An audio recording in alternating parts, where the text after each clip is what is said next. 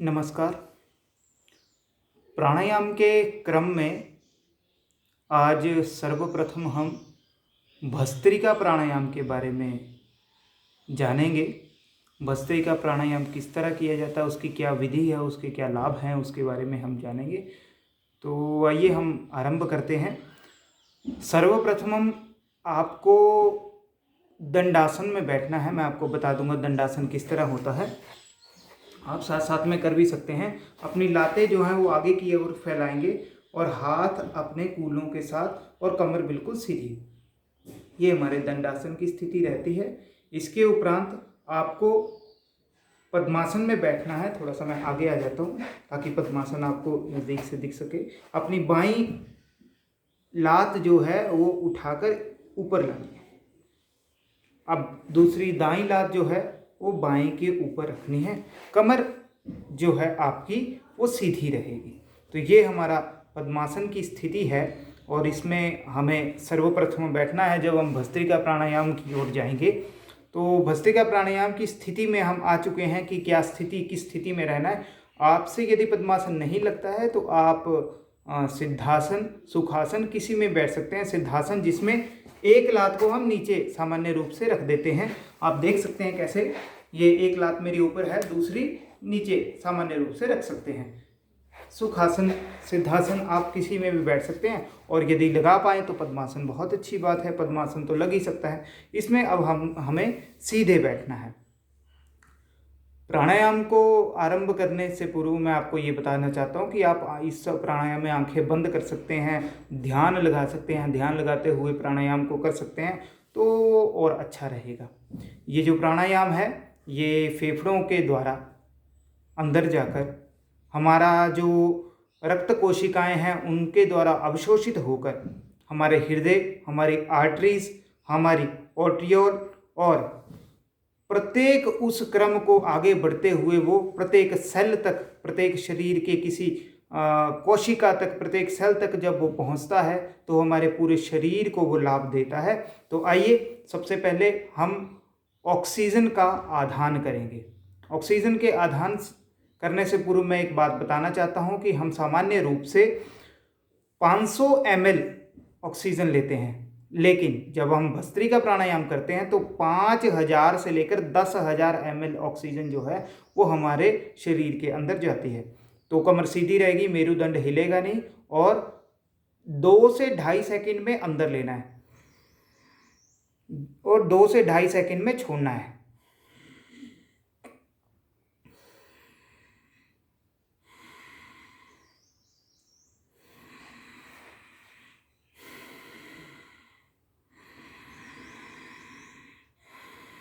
मेरुदंड हिलेगा नहीं। लयबद्ध तरीके से, समयबद्ध तरीके से जो हमारी समय सीमा है उसके अनुसार ही हमें करते जाना है।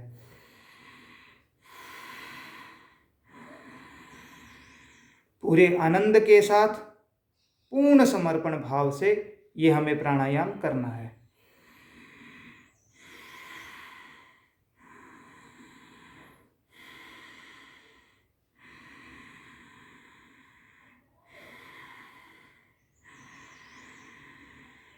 प्राणायाम करते हुए हमें ये चिंतन करना है कि मैं उस परमात्मा का ही अंश हूँ।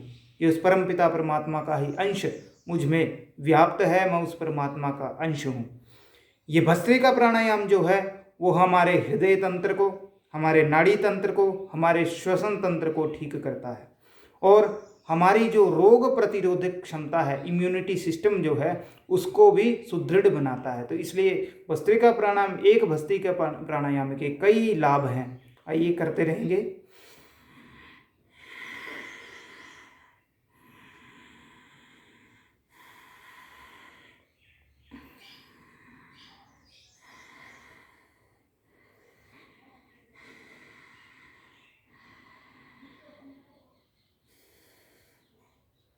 जैसा कि चिकित्सा विज्ञान में बताया जाता है कि हमारे जो ब्रेन सेल है, हमारे जो स्किन सेल है, हमारी जो आई सेल है, हमारे जो कान की कोशिकाएं हैं, उसके अतिरिक्त हमारा जो ब्लड, बोन इत्यादि जो ये सेल हैं, इनके लिए शुद्ध ऑक्सीजन की अनिवार्यता रहती है। और ये शुद्ध ऑक्सीजन जो है वो हमारा वातावरण शुद्ध होना चाहिए। और वहाँ पर हम जब भस्त्रिका प्राणायाम करते हैं तो इन संस्थानों को ऑक्सीजन जो है वो प्राप्त होती है। तो इसी तरह 2 से 2.5 सेकंड में हम कर सकते हैं। एक बात आती है कि दिमाग हमारा सबका बराबर है।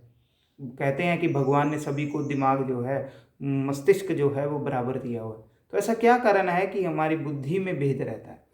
इसके कई कारण हो सकते हैं। उन्हीं कारणों में से एक कारण रहता है कि हमारे दिमाग को पूरी तरह से ऑक्सीजन नहीं मिल पाती है। ऐसा शोध से, तो विविध शोधों से ये प्रमाणित हुआ है कि जब हमारे मस्तिष्क को ऑक्सीजन प्राप्त होती है, पर्याप्त मात्रा में ऑक्सीजन प्राप्त होती है, तो हमारा दिमाग जो है, हमारा मस्तिष्क जो है वो तीव्र बनता है और तीक्ष्ण बनता है। तो मस्तिष्क को तीव्र करने के लिए, अपना IQ लेवल बढ़ाने के लिए या कंसंट्रेशन को बढ़ाने के लिए, आज कंसंट्रेशन की समस्या बहुत है, तो कंसंट्रेशन को बढ़ाने के लिए भस्त्रिका प्राणायाम की बहुत अधिक आवश्यकता है। तो ऐसा ये साधन है जिसके द्वारा हम बच्चों के दिमाग को भी तीक्ष्ण बना सकते हैं। कोई भी जिसका पढ़ने में मन नहीं लगता हो तो ये भस्त्रिका प्राणायाम किया जा सकता है। अब मैं इसको करने का एक अलग तरीका बताना चाहता हूँ कि जो युवा हैं, जिनका BP लो रहता है, वो थोड़ा तेजी से भी कर सकते हैं। जैसे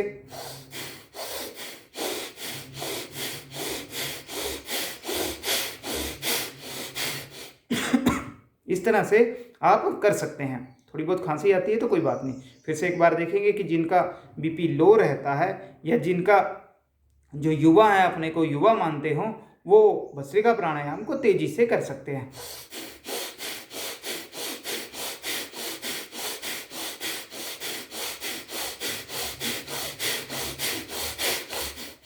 इस तरह से, ठीक है। इस प्राणायाम को हम 100 से 500 बार भी कर सकते हैं।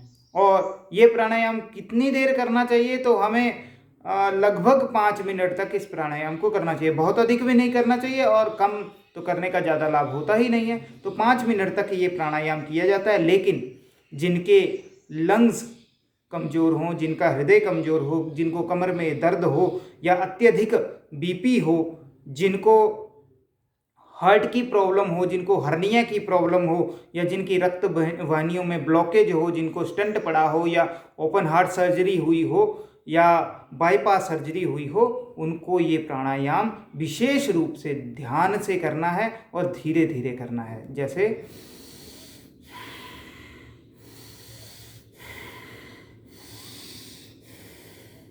इस प्राणायाम के और भी लाभ हैं। जैसे किसी को हाइपरटेंशन की समस्या हो, बहुत ज़्यादा स्ट्रेस रहता हो, बहुत ज़्यादा BP रहता हो, या फिर जिनको बहुत अधिक ठंड लगती हो, कई लोग होते हैं जिनको बहुत अधिक ठंड लगती है, तो उनको ये प्राणायाम करना चाहिए। इसलिए कहा जाता है कि सर्दियों में ये विशेष लाभप्रद है। बहुत ज़्यादा ठंडी हो तो थोड़ी देर तेजी से आप भस्त्रिका प्राणायाम करिए,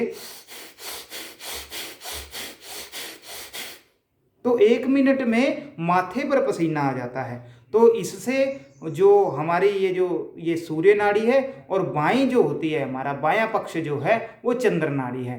तो दाएं और बाएं, सूर्य और चंद्र का इस प्राणायाम के द्वारा बैलेंस बनता है। इसलिए ना जुकाम की समस्या होती है, ना सिर दर्द की समस्या होती है। इसलिए सिर दर्द इत्यादि जो भी हैं, वो रोग जो हैं वो इससे दूर होते हैं। इसको करने के मैं आपको 3 तरीके एक अन्य बताऊंगा। एक तो तरीका यही है कि आपको अपना हाथ जो है वो ध्यान मुद्रा में रखना है, कमर आपकी सीधी रहेगी, और इसको 2 से 2.5 सेकंड में लेना है और छोड़ना है।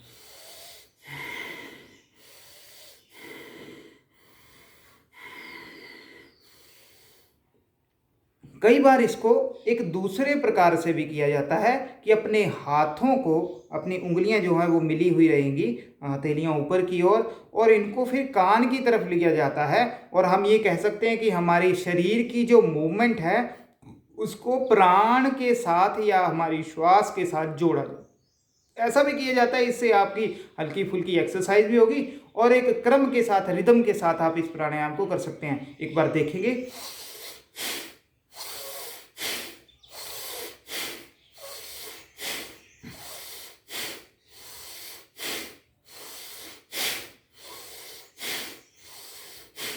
उस समय करने के बाद आप ध्यान कर सकते हैं। कुछ देरी ध्यान करने के उपरांत आप फिर से उस स्थिति में आकर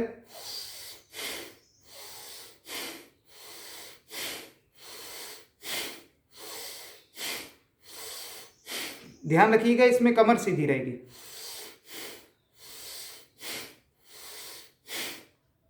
अब कई बार इसको एक अन्य प्रकार से किया जाता है, जो मैं तीसरा प्रकार आपको बताऊंगा। थोड़ा सा मैं पीछे आ रहा हूं। जैसा कि आप मुझे अभी देख पा रहे हैं, अपनी मुट्ठियां हाथ ढीला करके, बिल्कुल कंधों को ढीला करके दोनों कंधों के आसपास रखनी है।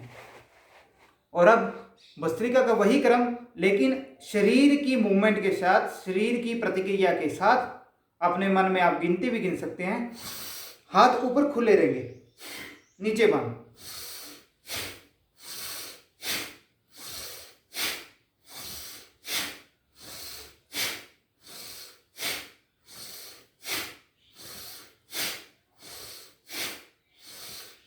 एक चक्र में हम 20 बार कर सकते हैं।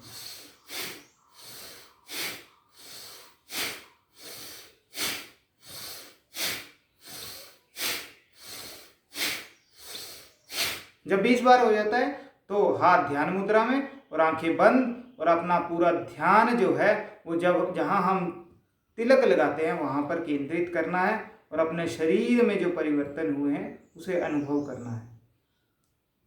जो हृदय जो है हमारा तेजी से धड़क रहा है, उसे शांति की ओर लाना है। जब शरीर पुनः शांत हो जाए तो हाथों को फिर से आंखें बंद रखें, और इसका दूसरा क्रम जो है, दूसरा चक्र जो है वो आरंभ करेंगे।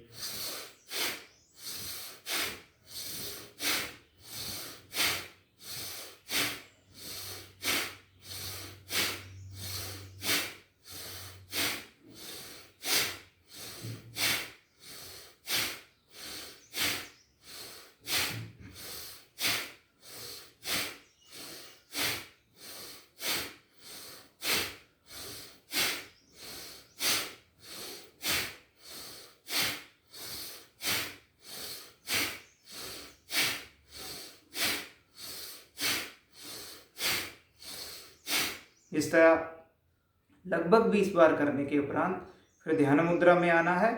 शरीर को शांत होने बाद हम तीसरी बार भी कर सकते हैं। इस तरह मैंने आपको भस्त्रिका प्राणायाम के 3 प्रकार बताए हैं। एक, हाथ ऊपर करके, जब ये ध्यान रखिएगा, जब हम श्वास लेंगे तो हाथ ऊपर जाएंगे और हथेलियां खुल जाएंगी, और जब नीचे आएंगे तो सांस बाहर निकालते हुए हथेलियां जो हैं बंद। और जो दूसरा प्रकार बताया, इसमें हाथ जो है कानों के पास, और इसमें आप हथेलियां नीचे बंद भी कर सकते हैं।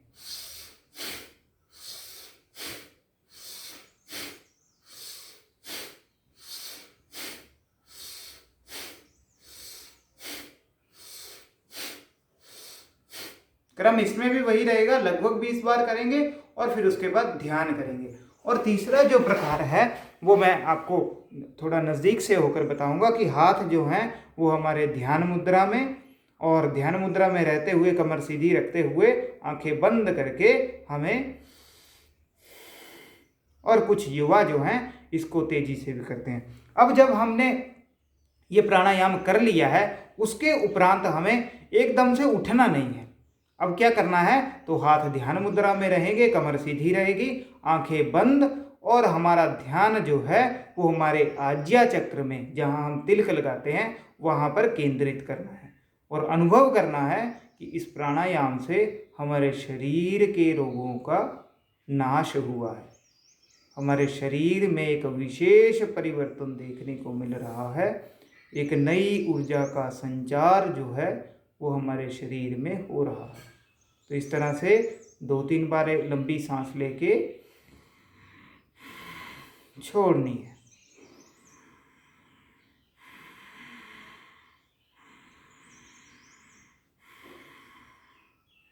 तो आशा करता हूँ कि आपने भस्त्रिका प्राणायाम को अच्छे से समझा हो।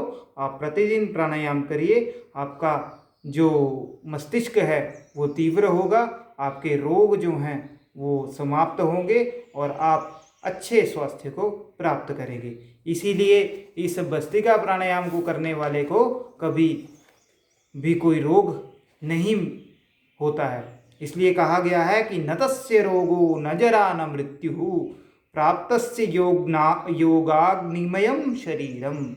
न तस्य रोगो न जरा न मृत्यु, जो प्राणायाम करता है ना उसे रोग होता है, ना जरा, ना वार्धक्य आता है और ना उसकी असमय मृत्यु होती है।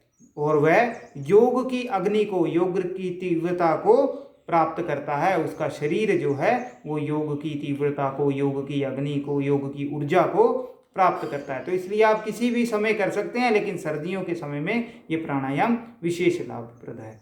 नमस्कार।